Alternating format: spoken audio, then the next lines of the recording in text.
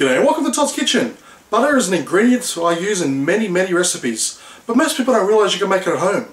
So join me today as I show you how to make some homemade butter.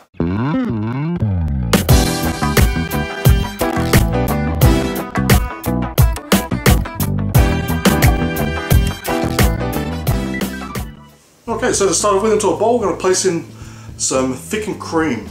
Now, in the US, it's also referred to as heavy cream. It's basically like a very thick milk. It's roughly about 35% fat. Now, you can use a normal beater to do this, but I'm going to use this machine for this. So we're going to whip this on high until it comes up extremely thick. Now, the other way to do this is also put it into a jar and shake it. But that's going to take about 20 minutes, and it's also going to hurt your arm. So if you don't have one of these, just use a normal beater, normal hand mixer. Okay, we're partway there. As you can see, it's already starting to thicken up. This is at what we call soft peak stage, but we're going to keep on going. Okay, so at this point, I'm going to change the heads on this. Now, obviously, if you use a normal hand mixer, you wouldn't need to do this, but if you're using one of these mixers, well, you will. And now I'm just going to add the paddle attachment. Now, again, if you've got the hand mixer, just keep on going, but if you have one of these machines, switch to the paddle right about now. So what you're going to start to see soon is this is going to start to separate. So you're going to have some hard bits, and you're also going to have some liquid. The liquid's the buttermilk. And the hard stuff left over is, well, obviously the butter.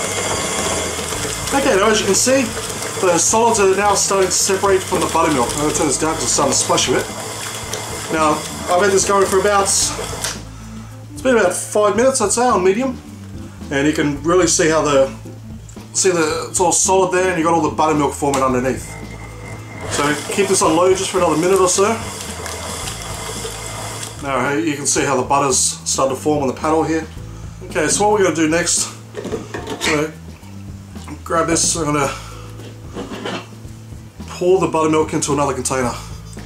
Now don't throw it away, because buttermilk has a lot of uses in cooking. So I'm going to put this in the fridge, I'm going to use it for another recipe. Okay, now if you're going to use this butter straight away, then you don't have to do anything else. So you can just use it as is. But if you want to store it in your fridge longer, you need to get rid of all the excess buttermilk out of the butter. So what we're going to do is, I've got some water here that I've had soaked with ice. So I've got some ice water. And it must be ice water. I'm just going to pour that in, pour a little bit. And we're just going to move that through the butter. And see how the water's getting all nice and cloudy? It means it's mixing with all the buttermilk. So we're going to keep on doing this.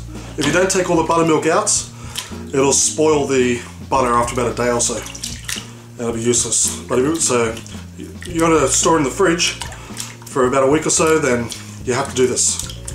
Okay, so I've done the first one. Pour that out. And I'm going to do another one. Now we're going to keep on doing this until the water comes out clear. You're going to push down hard, because you'll find there's buttermilk and air pockets left within the butter itself. And you can see how the water's still cloudy, so you know there's still some in there. Okay, so this has been the last time I need to do it. As you can see, there's basically no cloudiness whatsoever, just a very small amount. The water's still pretty clear, so this should be the last time. Okay, next just get some cling wrap, and we're just going to grab the part of butter we just drained out and just cover it up. That's all you got to do, just make sure it's airtight. That's all you need to do, and we just stick this in the fridge and just use it whenever you want. So that's how simple it is to make butter, just from one ingredient. Now just remember, if you're going to use it straight away, you don't have to do the water. But if you want to store it in the fridge for about a week or so, then, well, definitely use the water.